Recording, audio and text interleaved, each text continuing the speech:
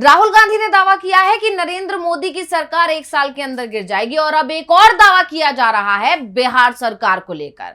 NDA के अंदर ही ये चर्चा चल रही है कि क्या सम्राट चौधरी की सरकार भी 1 साल के अंदर गिर जाएगी और यही कारण है कि उपेंद्र कुशवाहा अब बीजेपी को आंख दिखाते हुए दिखाई दे रहे हैं। बीजेपी हाईकमान उन पर दबाव डाल रहा था कि कुशवाहा को अपनी पार्टी को एनडीए में विलय कराना होगा, नहीं तो उनके बेटे दीपक प्रकाश का मंत्री पद चला जाएगा। लेकिन कुशवाहा ने बीजेपी के दबाव को नहीं माना, उल्टा अब बीजेपी आलाकमान को ही चेतावनी दे दी है कि दीपक प्रकाश से मंत्री पद लेना बीजेपी के लिए सही नहीं होगा।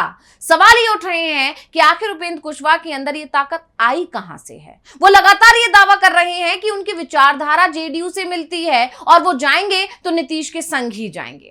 ऐसे में सवाल ये भी उठ रहे हैं कि क्या नीतीश भी कहीं और जा रहे हैं, और इसके चलते उपेंद्र कुशवाहा कह रहे हैं कि बीजेपी भले ही एमएलसी सीट ना दे लेकिन दीपक प्रकाश से मंत्री पद कोई नहीं छीन पाएगा। तो आखिर क्यों उपेंद्र कुशवाहा ने कर दिया इतना बड़ा दावा, इसी पर आज हम अपनी स्पेशल रिपोर्ट में करने जा रहे हैं बात। नमस्कार, मैं हूं अंशिता।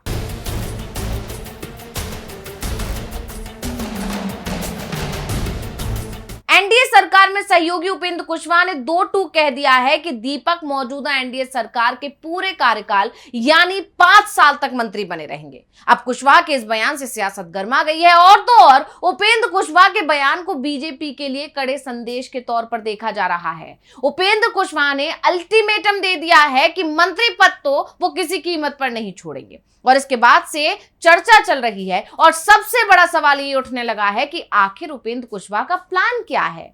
क्या वो और नीतीश कुमार मिलकर बीजेपी के खिलाफ कोई प्लान बना रहे हैं या फिर कोई और ही रास्ता है उपेंद्र कुशवाहा के पास। इन सभी सवालों के जवाब हम आपको देंगे। पहले ये जानते हैं कि 13 जून की बैठक में ऐसा क्या हुआ जिसने बीजेपी को हिला दिया है। तो उपेंद्र कुशवाहा और बीजेपी के बीच कुछ भी ठीक नहीं चल रहा है। बीजेपी आलाकमान उपेंद्र पर दबाव बना रही है कि वो बीजेपी में अपनी पार्टी का विलय कर दें, लेकिन उपेंद्र ने साफ इनकार कर दिया। तो बीजेपी ने उपेंद्र को झटका देने की कोशिश की, संदेश पहुंचा दिया कि तुमने हमारी बात नहीं मानी तो मंत्री पद भी भूल जाओ। और इस खींचतान के बीच 13 जून को उपेंद्र कुशवाहा ने दिल्ली में राष्ट्रीय कार्यकारिणी की एक बैठक बुलाई। दावे किए जा रहे थे कि इस बैठक में उपेंद्र कुशवाहा कोई बड़ा ऐलान कर सकते हैं और इसीलिए सभी की नजरें बैठक पर टिकी हुई थी। और जैसा कि कहा जा रहा था, जो दावे हो रहे थे, ठीक वैसा हुआ भी। 13 जून को उपेंद्र ने अपने बेटे को लेकर ऐसा ऐलान कर दिया जिससे बीजेपी आलाकमान अब टेंशन में है, क्योंकि उपेंद्र कुशवाहा ने साफ कर दिया है कि दीपक प्रकाश कोई 2-4 महीने के मंत्री नहीं है। 2-4 महीने नहीं बल्कि कार्यकाल पूरा करेंगे मंत्री दीपक प्रकाश। क्या कुछ बोले हैं उपेंद्र कुशवाहा, एक बार सुन लीजिए। कि दीपक प्रकाश 2 महीना 4 महीना का मंत्री नहीं, पूरे कार्यकाल का मंत्री।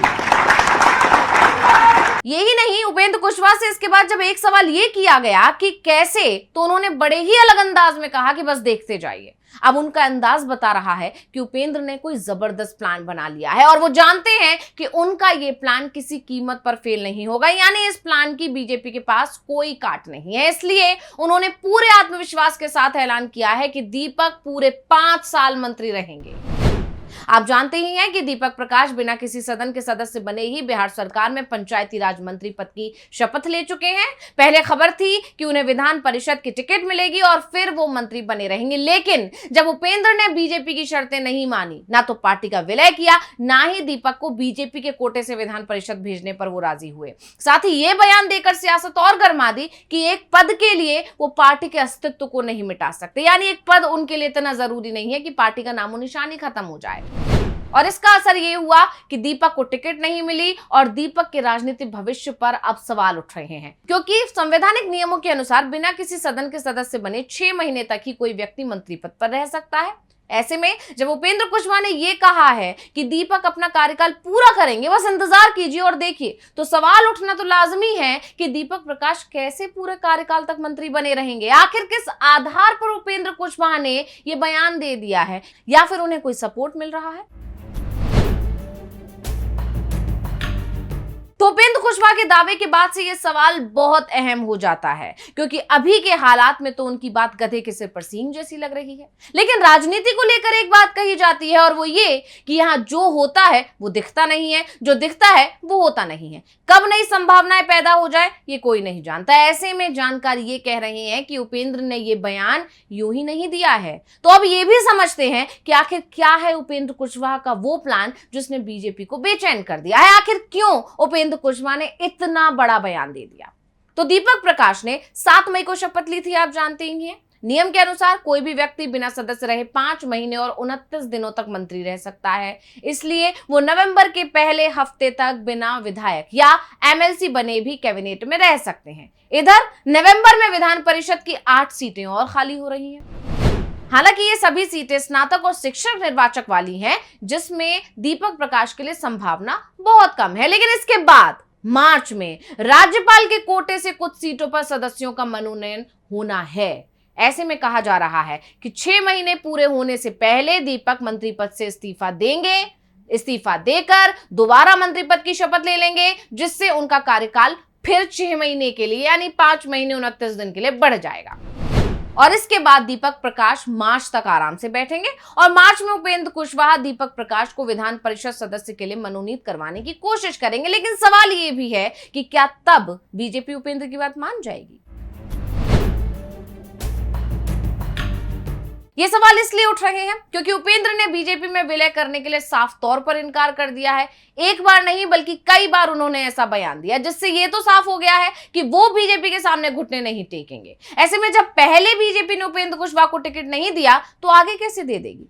इसको लेकर कहा जा रहा है कि उपेंद्र कुशवाहा ने कच्ची गोलियां नहीं खेली हैं। 13 जून को दिल्ली में राष्ट्रीय सम्मेलन की बैठक में शामिल होने के पीछे का मकसद सिर्फ ये बैठक नहीं थी, बल्कि असली मकसद भाजपा के आलाकमान से मिलकर दीपक प्रकाश के लिए बातचीत करना था। वो भाजपा के ऊपर जिस तरह का दबाव बनाना चाहते थे उसमें वो कुछ हद तक कामयाब भी हो गए और उन्होंने बीजेपी आलाकमान को अल्टीमेटम दे दिया, और इसका ट्रेलर हम पहले ही देख चुके हैं। जिस तरह से आरएलएम के नेताओं ने उस चिट्ठी को वायरल कर दिया था जिसमें आरएलएम को एक विधान परिषद की सीट देने का वादा बीजेपी की तरफ से किया गया था, उस पर बाकायदा दिलीप जायसवाल के अध्यक्ष भी थे। वो पत्र सोशल मीडिया पर तेजी से वायरल हुआ था और इस गुप्त चिट्ठी का बाहर आना, जिससे यह साफ हो गया था कि उपेंद्र अब आर पार के मूड में है। यही नहीं, चर्चा है कि उन्होंने एनडीए का साथ छोड़ने की धमकी भी दे दी है।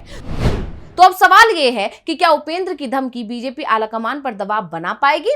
क्योंकि उनके पास तो सिर्फ 4 विधायक हैं। ये अगर साथ छोड़ भी देते हैं तो बीजेपी को कुछ भी नुकसान नहीं होगा, तो बीजेपी क्यों दबेगी? ऐसे में जानकारों का कहना है कि भले ही उपेंद्र के लिए कुछ ना नुकसान पहुंचा पाए बीजेपी को, लेकिन अगर नीतीश के साथ उपेंद्र जाते हैं तब तो बीजेपी की सरकार ही गिर जाएगी। और ये किसी से छिपा नहीं है कि नीतीश भी सीएम की कुर्सी छोड़ने के बाद से गुस्से में हैं। उन्होंने भी बीजेपी के खिलाफ अपनी नजरें टेढ़ी कर ली हैं और उसके बाद ये चर्चा है कि नीतीश कभी भी बीजेपी का साथ छोड़ सकते हैं। और उपेंद्र तो पहले ही बीजेपी को याद दिला चुके हैं कि नीतीश और उनके बीच कितनी आत्मीयता है, यानी नीतीश जहां जाएंगे। और यही बात उपेंद्र ने दिल्ली जाकर भी आलाकमान के सामने दोहरा दी, जिससे बीजेपी टेंशन में है। और एक बार को मान भी लिया जाए कि बीजेपी फिर भी सीट नहीं देगी उपेंद्र कुशवाहा को, तो भी अगर नीतीश गए तो उनके साथ उपेंद्र भी जाएंगे और हो सकता है बदले में वो मंत्री पद ही मांगे। और इसीलिए कहा जा रहा है कि सहयोगी ने बीजेपी को अल्टीमेटम दे दिया है और इन्हीं सब संभावनाओं को देखकर कहा जा रहा है कि उपेंद्र का जो प्लान बी है वो सक्सेस हो सकता है। तो स्पेशल रिपोर्ट आपको कैसी लगी हमें कमेंट करके अपनी राय जरूर दीजिएगा। इसी के साथ मुझे दीजिए इजाजत। देखते रहिए डीवी लाइव। नमस्कार।